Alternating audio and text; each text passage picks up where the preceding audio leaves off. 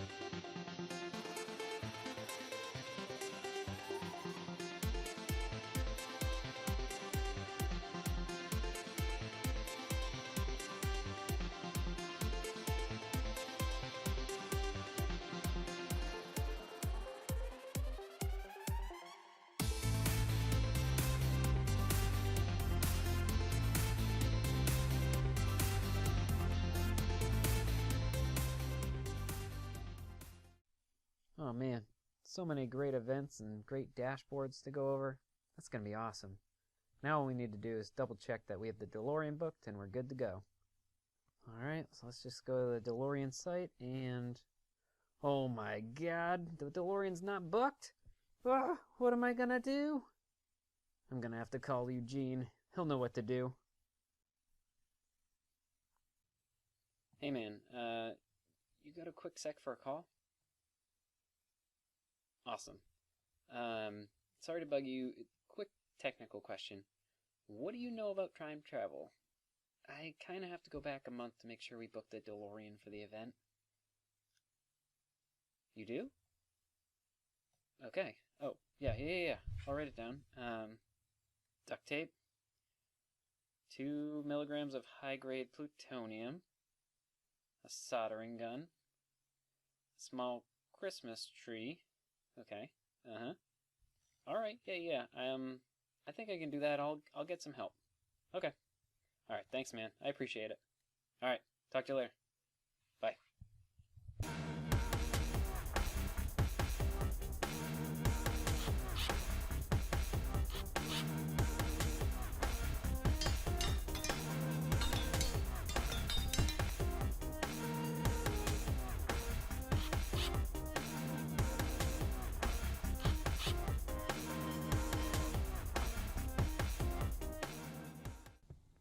Alright, I think I've got everything figured out. I've got the Christmas tree, the cat. Gotta turn that on, and then crank this. I'm pretty sure that's what Eugene said, so let's give it a shot. That was easy. Okay, I made it. Now I just gotta go talk to myself. Man, that sounds weird. Alright, here we go. Hey, man. Whoa. Who the heck are you? Oh, no. It's me. I mean, you. From the future, like a month from now. What? Are we a doctor now? Why do you have a mask on? Wait a minute. No. What year is it? It's 2016. I just finished planning my first event. It's gonna be called Chart Champ. Oh man, I only wanted to go back a month to remind you to book the DeLorean for the event. Oh man, a DeLorean? Dude, that is awesome. Oh, while you're here, did we ever end up getting that Model 3? Yeah, it took 3 years, but it was worth it. Hopefully the Cybertruck will be worth it too. What the heck is a Cybertruck? Anyway, how'd the election go? What? Yeah, so... What else happened? You're doing a face. Does that mean something bad happens? Is there anything to look forward to in 2021? I mean, you get to work from home a lot, and you get to see the kids more. Hold up. You said kids, as in plural? Yeah, so we have two now. But anyway, Eugene said that the space-time continuum could collapse if I stay here too long. So just one more thing before I leave. Remember how we told Joe to buy Bitcoin? I think we might want to talk about that just between you and me.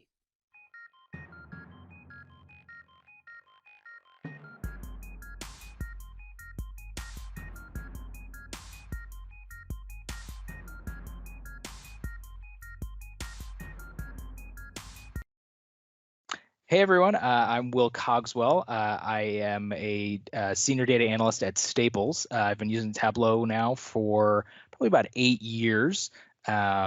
Really diving hard into Tableau for probably 6 of those. This is the beginning of my chart champ.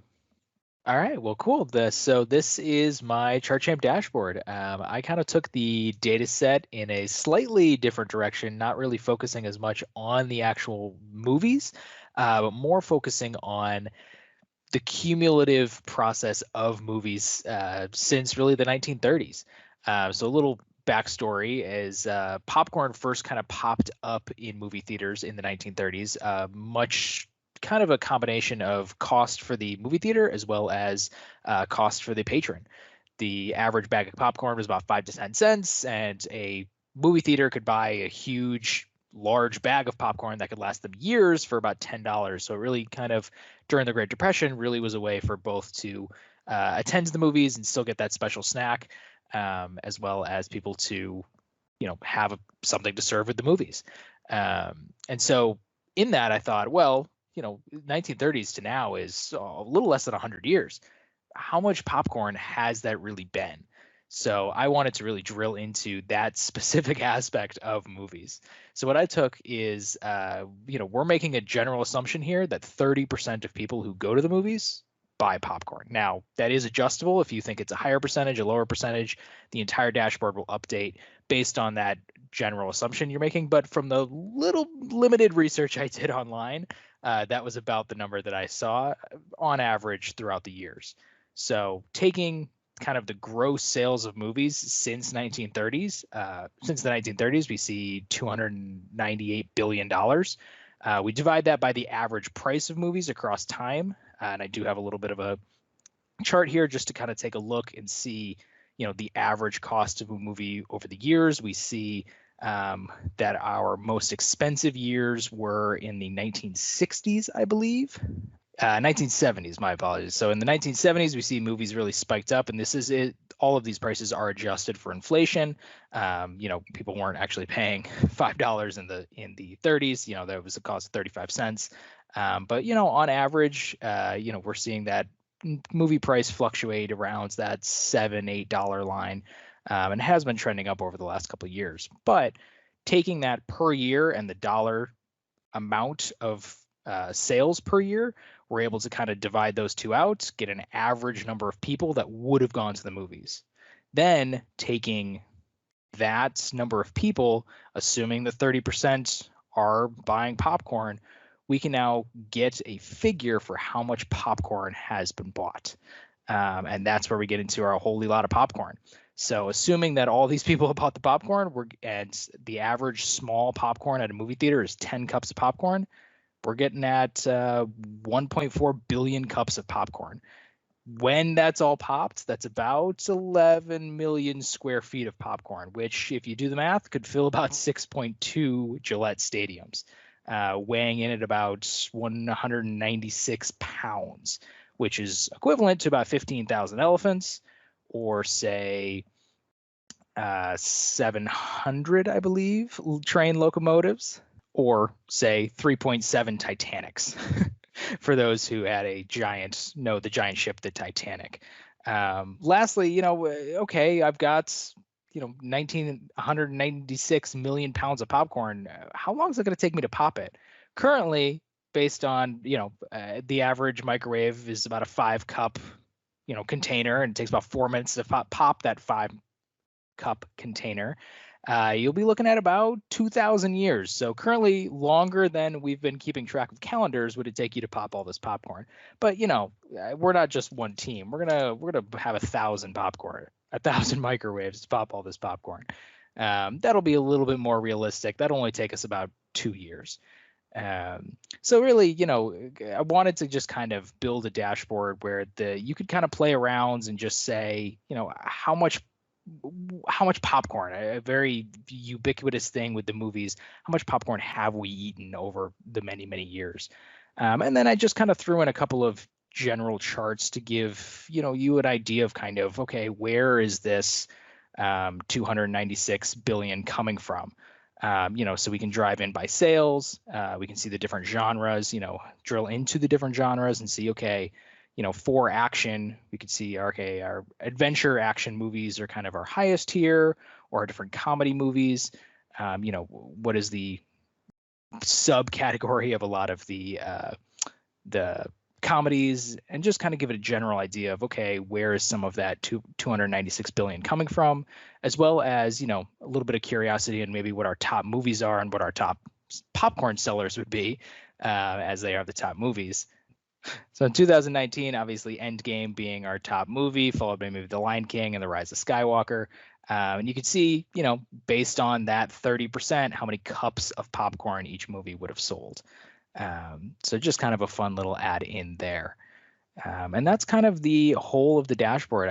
One of the hardest things in building the view was the math, really getting behind truthfully, two of the hardest things was flipping this to the metric system, converting from pounds to kilograms and liters to cups and things like that. There's a lot of odd math that goes on. A lot of it was I had it all done from cups to pounds to years and square feet like that, and then I had to basically convert each piece along the path of going from how many people to how many years, converting it and changing it and converting it and changing it. So that was definitely a challenge along the way. But that's kind of the main view of the dashboard. Just a fun little, hey, what has popcorn gone throughout the ages? So my name is Ketaki, and I'm working as a senior data analyst at the Citizens Bank. And I've been doing Tableau for around 5+ years. And my dashboard is the box office numbers, and I'm taking a look at the worldwide highest grossing movies, genres, and distributors in the last 3 decades. So I wanted to do something other than the IMDb rankings this time. So I did a little bit of data exploration, and I decided to focus on the box office aspect of it this time. And I wanted to show it both the top movies overall, and then also by decade. And the same thing for genres and distributors as well. And the audience for my dashboard would be anyone who wants to know a little bit more about this topic, or for someone who wants to select a movie based on the income that it made, and also by each decade. So maybe someone wants to look for a movie based on what decade it came in. Once I had decided with the topic, I had a few charts in mind that I wanted to build.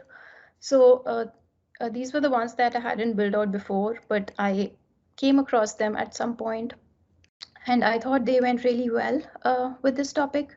So one was the B's form plot that you see on the top right-hand side of the dashboard. So yeah, the one in yellow, the distribution plot. So I have one for each decade, and all these yellow dots basically show the top 100 movies for each decade. And the size of the dot represents the worldwide highest, the worldwide grossing income for that movie. So the bigger the circle, the higher income that money made. And so if you see in 1997, the biggest plot, Titanic was the top movie for this decade, and it made around $2.1 billion. And on the extreme right hand side, you see the top genres that made most money. So in 1990s, it was the action thrillers that made most money. So if you like, we can highlight the genre if we go to the extreme, yeah, extreme left hand side here. We can see if we want to see the top ones. So the action adventure thrillers, it were mostly movies like uh, Speed, Die Hard, Mission Impossible, and so on. So yeah, and you can get a little bit more information if you hover over the tooltip as well. Yeah, and so similarly for the other decades. So in the 2000s, it was in 2009. We see, yeah, Avatar was the top movie, and it made around $2.8 billion. And in terms of genre, it was the animation comedies in this decade that were the top ones. So it was mainly movies like um, Ice Age, Shrek, Finding Nemo, and so on that were the top ones. Um, and then in the 2010s, it was, if you see in 2019, the biggest circle, yeah, the Avengers Endgame was the top one. And in terms of genre, it was the sci-fi ones. So mostly movies like Star Wars, Avengers, and so on. So in basically after 2000s, it was a lot of them were franchises. So like Harry Potter, Star Wars, Avengers, and so on. Yeah. So if you see to the extreme left-hand side, we have the top production houses or the distributors here. And with a little bit more information to the top, so they had around 38% market share and released around 1272 movies in the last 3 decades. And we have like Walt Disney uh, at the top, followed by Warner Brothers, and so on.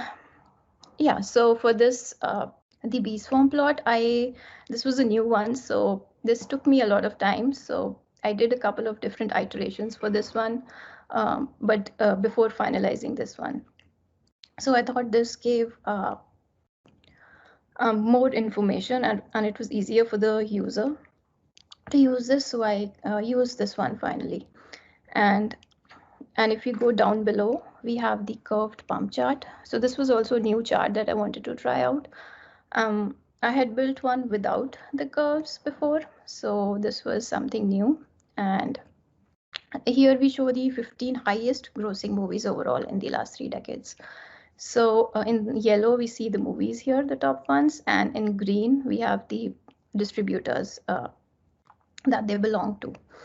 And they are ranked from like the highest income to the lowest income. And we see here that all of these 15 movies were produced by the top production houses that we saw at the top. And in terms of genre, it was mainly action, adventure, and sci-fi that were the most common ones.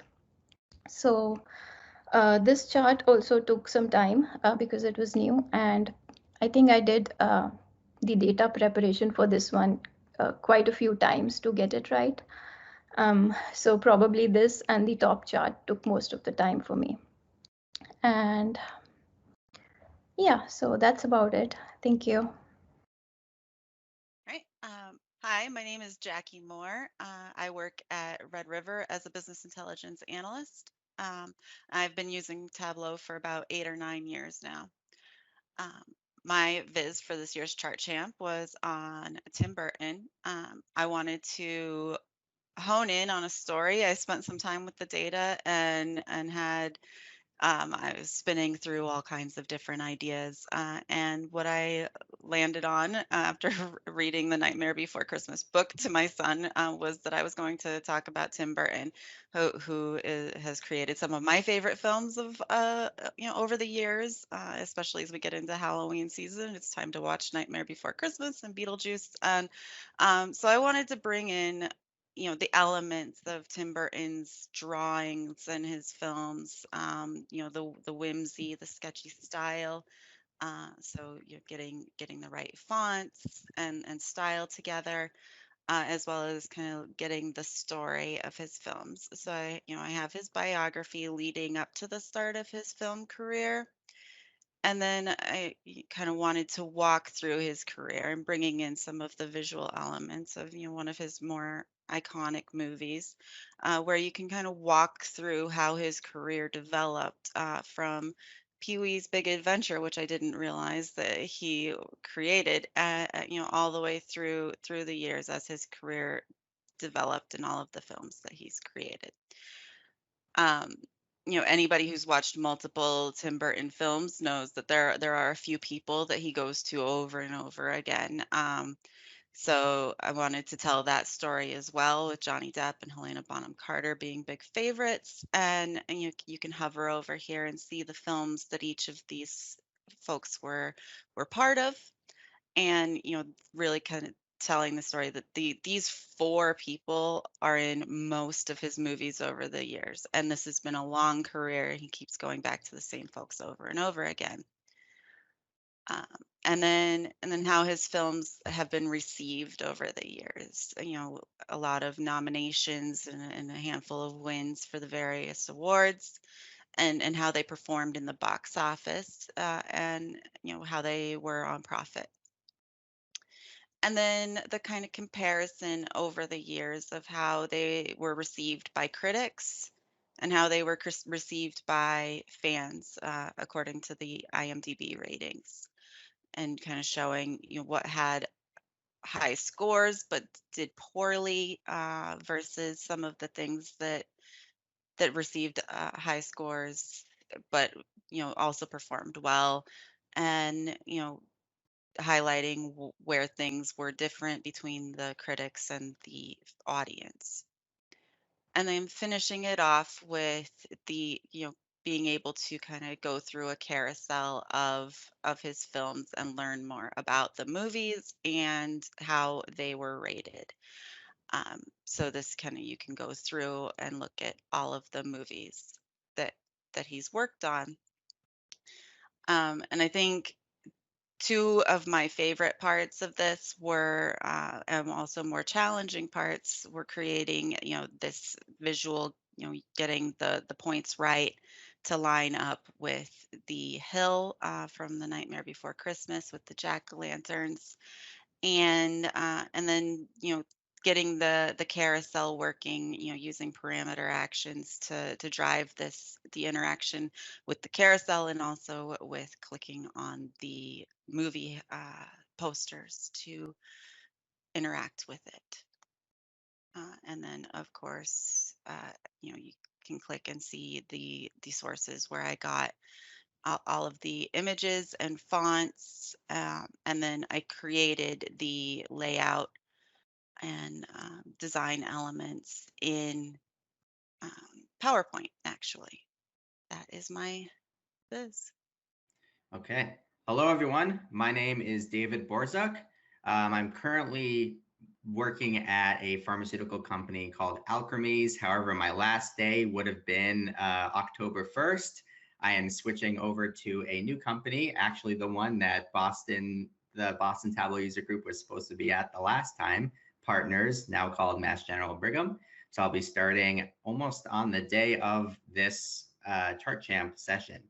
And I'm super excited to be here. I've been working with Tableau for around 4-ish years right now. And so I was super excited to make this visualization. And I'll go ahead and start talking about it.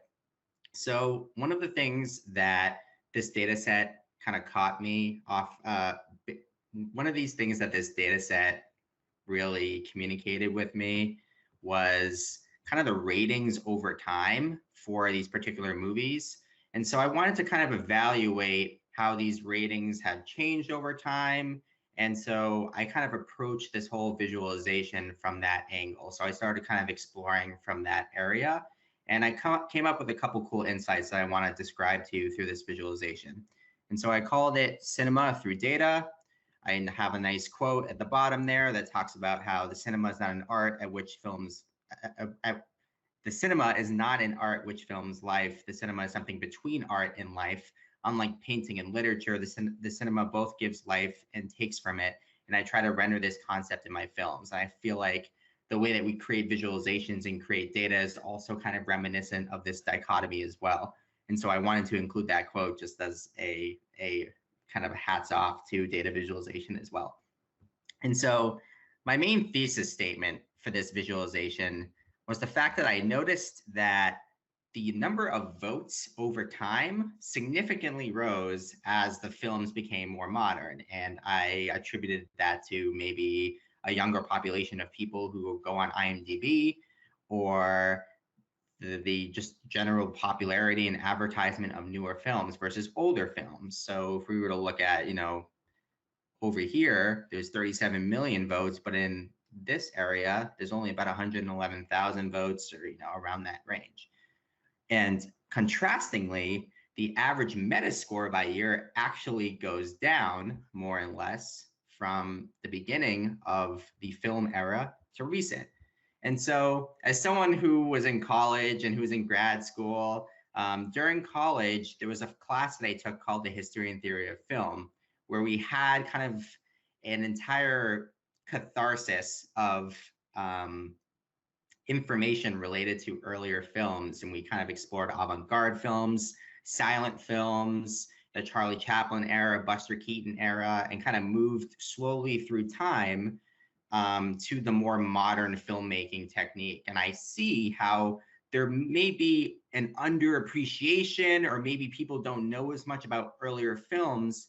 And so that class, combined with this visualization and observation, made me think, let me create a visualization that leveraged the data of this data set to help people understand more about earlier films and about kind of setting the scene on each era of film. So I looked up online and I saw that there was about 5 or 6 eras: the silent era, rise of Hollywood era, the golden era of film, the rise of TV, the dawn of modern film, and modern film and beyond. And I wanted to kind of capture the eras from the silent era to the rise of TV, because that was kind of the more underrepresented eras of film. And once you got to the dawn of modern film, things started to take off, and I think people became more observant of those types of films. And so the design that I wanted to engineer was to kind of cut these different sections of history as if they were film strips. And so each section is kind of like a repetition of the previous one, and you're able to kind of see how film has evolved over time.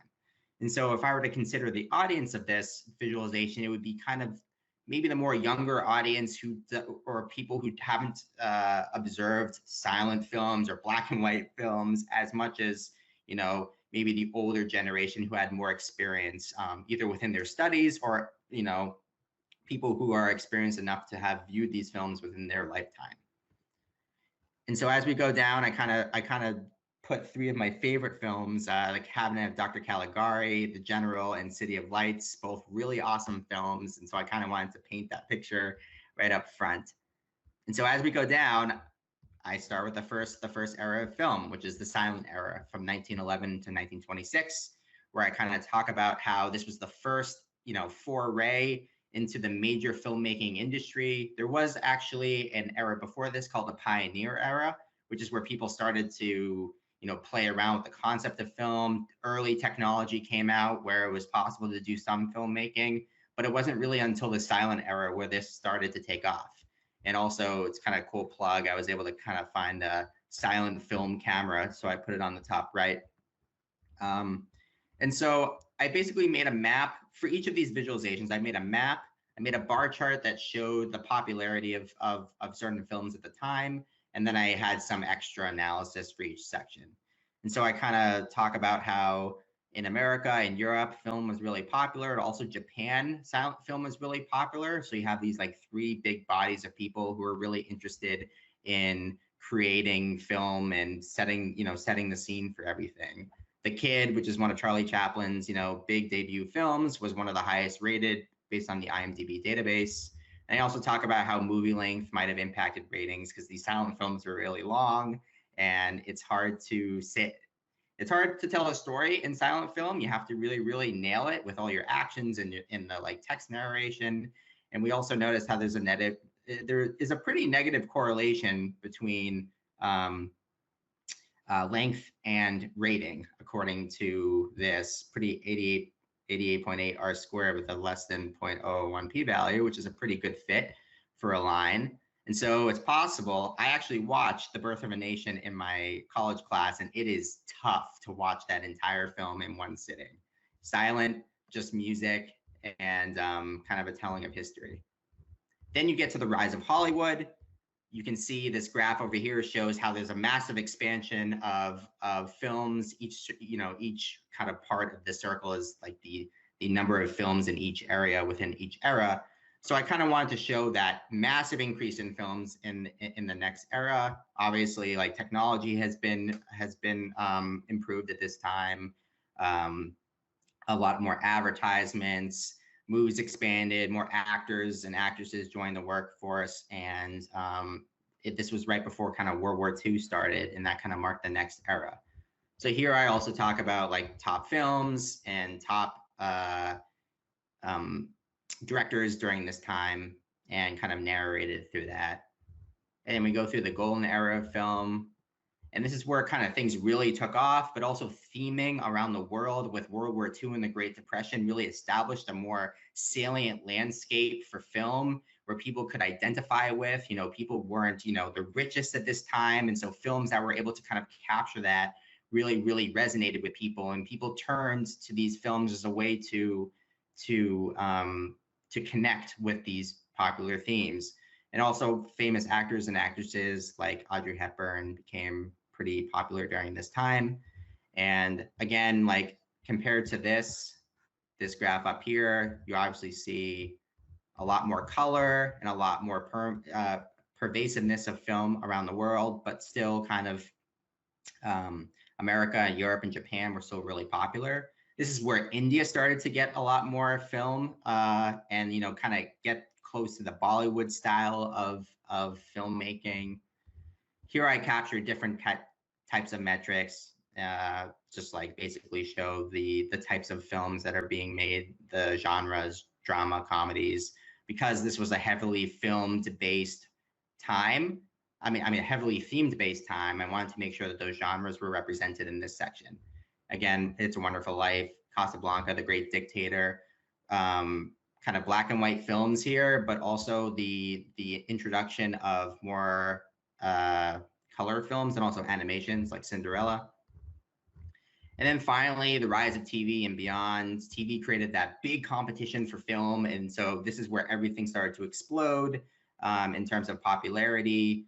There was a lot of competition between the TV industry and the film industry, and that created pressure for films to really kind of separate themselves from TV. But it also allowed for extra advertisement. Obviously, technology is even better at this point, and it just allowed for people around the world to be really expressive. And as you can see, this map shows how basically film is pretty popular all around the world now. And you see these big red circles indicate that this is where like that big jump occurred for a lot of the industry on the other side of the world. The US kind of did their biggest jump during the rise of Hollywood, but around the world is where TV kind of took off. And I did make it a point at the end of here to talk about how this is where the number of votes started to really go high, and TV really kind of allowed that explosion to happen. And obviously the big movies started to come out during this time. The Godfather Part 2, one of the highest rated films on the IMDb database. And so I kind of wanted to cover all of these different sections. From a design point of view, as you can see, as you scroll through this visualization, you start black and white, and I made it a point to introduce design elements that kind of introduce color as you kept going. So the reader will kind of be more saturated with color as more movies with color came out. And so I wanted to keep that theme consistent throughout my visualization as well. And so by the end, the design of the visualization is much more colorful, and you feel like you're part of this colorful world, as opposed to the earlier parts of the visualization where it's like black and white. But I wanted to bring attention to that, to the power of these earlier films, so that you can understand where the theming and where the the points at which this type of art became explosive and popular throughout the world. And so it's actually a really simple analysis that I wanted to do for a really large data set that had a lot of different moving parts.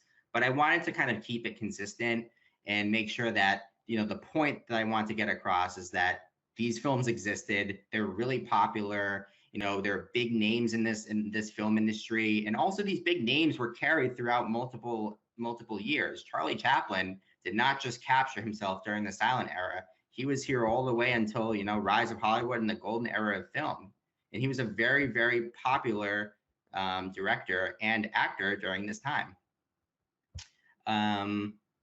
In terms of like difficulty of me building this or like my thought process building this, the hardest part was to potentially figure out how I'm going to introduce like my own design and my own thoughts with the theme of what I'm trying to work with. And I think, you know, introducing that color palette throughout the visualization was kind of that breakthrough for me.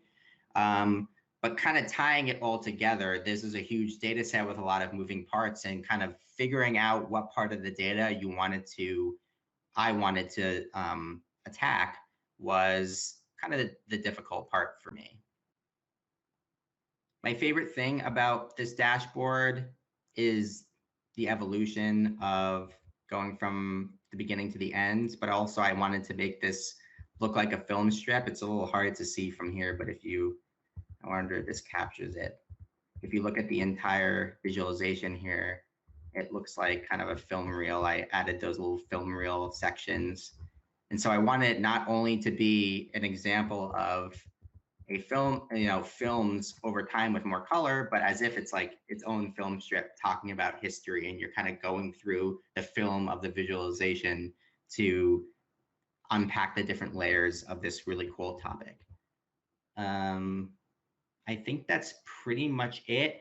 In terms of how people will be using the dashboard, it's pretty descriptive, not too much extra functionality besides me putting little, you know, graphs around here, but just kind of exploring all of the different sections and who is popular at what time.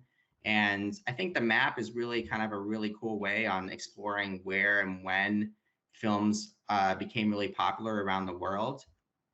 But there really isn't any, you know, extraneous functionality that I decided to do for this, only because I wanted to kind of repeat design elements and make sure that there wasn't too much crazy interaction for the end user. Just, I wanted everything to kind of be in front of you, kind of like how a film is a presentation from the artist or the filmmaker to the user without the users really having to do anything besides watch. And I kind of wanted to maintain that theme as well. That's Perfect. pretty much it. Thank you. Hi, everyone. I'm Branden Kornell. I work for Apt Associates in Cambridge, and I've been using Tableau for about 10 years. It's October, and of course, that means scary movie time. So IMDb lists about 9,500 horror movies, including some really highly reviewed ones like The Shining and Alien, more recently Get Out. But if you're a horror movie fan, you have probably seen all the good ones. So this Halloween, try something different. Get your friends together, pick the worst horror movie you can find, and just laugh your way through it. Now, you know, bad horror movies are like a whole other level of bad. Just wooden acting, gratuitous violence, plots that don't make any sense, even by horror movie standards. So to help you out, I've put together a viz called I hated this horror movie. The title is an homage to the late, great Roger Ebert, who put all of his worst reviews together into a book called I hated this movie. And if you're going to start with bad horror movies, the one place you got to start is terrible sequels. Just pick the sequel, pick your favorite franchise, and just look for the one where they ran it into the ground. So obvious ones are Halloween, for example.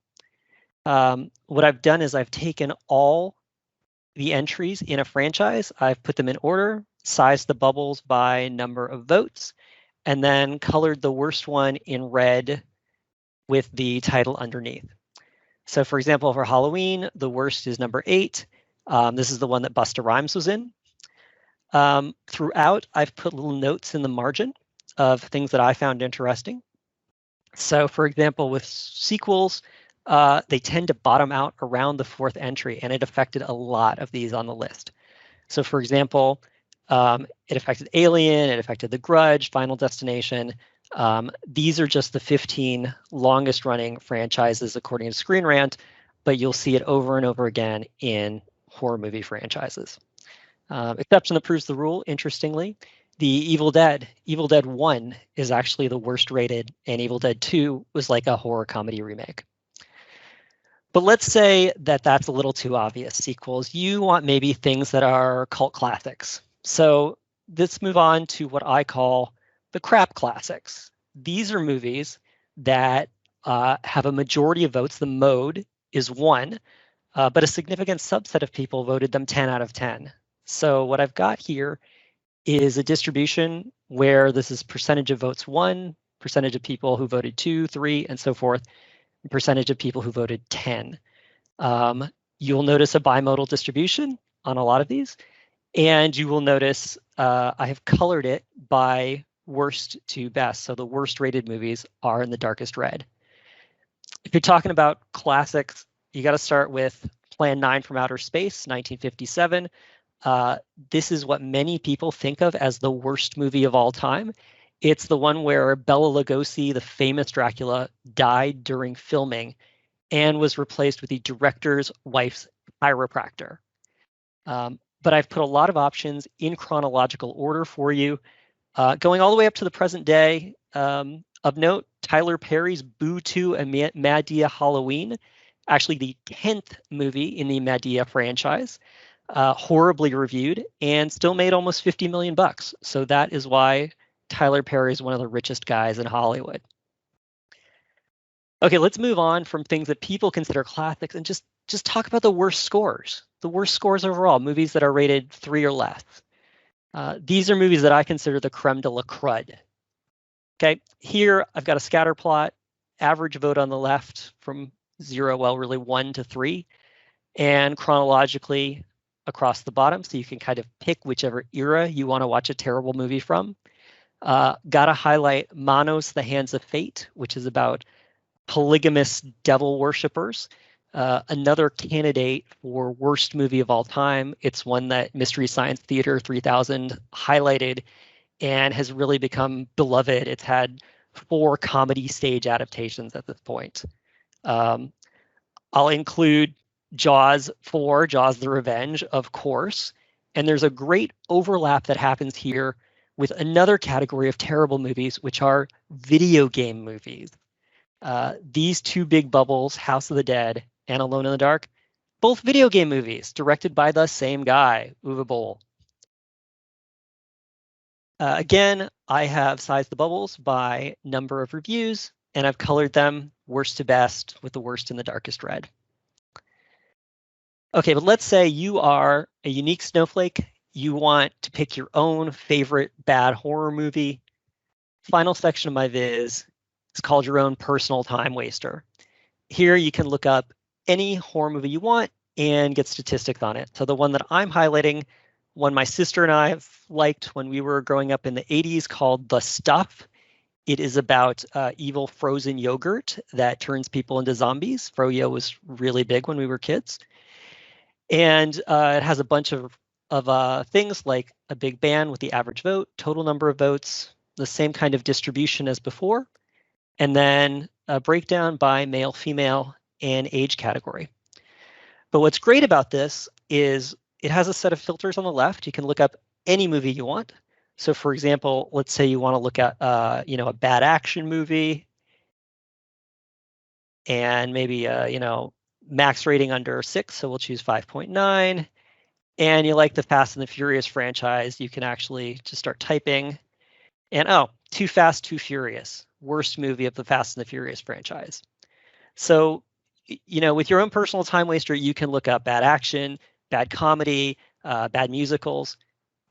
Okay, technically you can look up good movies too. I won't stop you. Anyway, thank you so much for ClearTelligence for putting on this event. Thanks to Michelle Freeman and Zach Geis and Simona Gokin for giving me some early feedback on this viz. Thanks to everybody who came out tonight, and happy Halloween.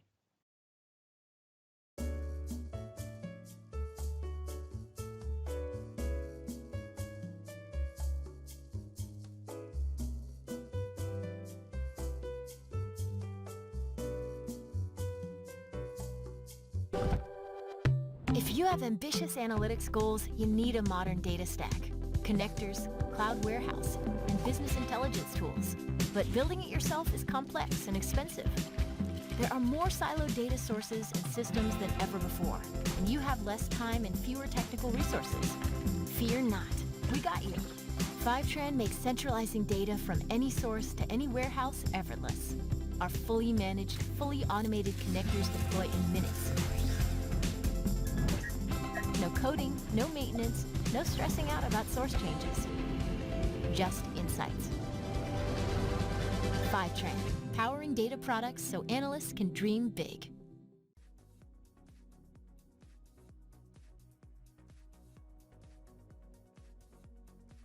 Over the past few years, there has been a major shift in how data is stored, transformed, and analyzed.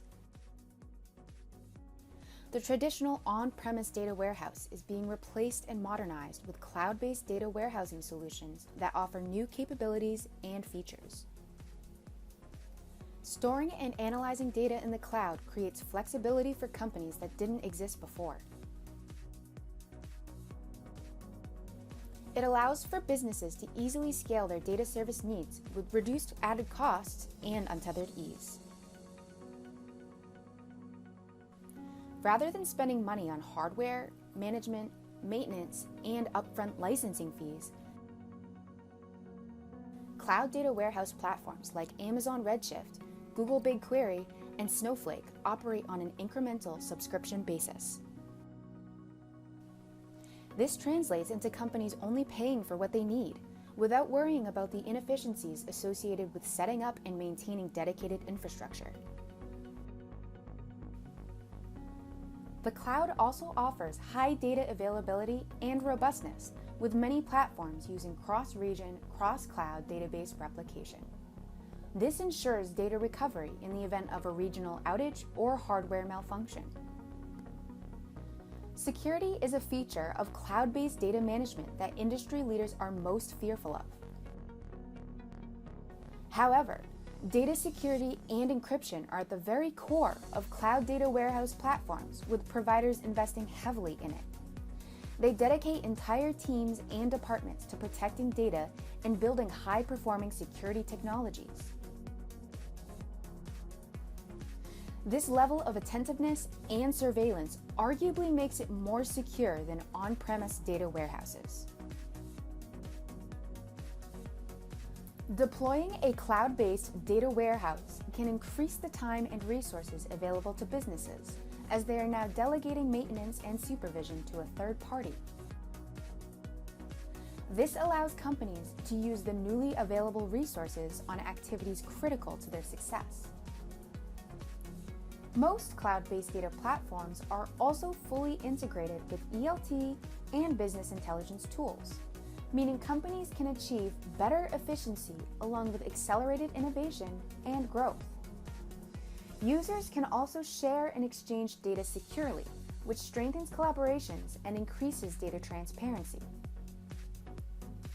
Data analytics consumption is rapidly increasing, and moving operations to cloud-based platforms is transforming the industry, allowing businesses to access information they couldn't before and make better data insights overall.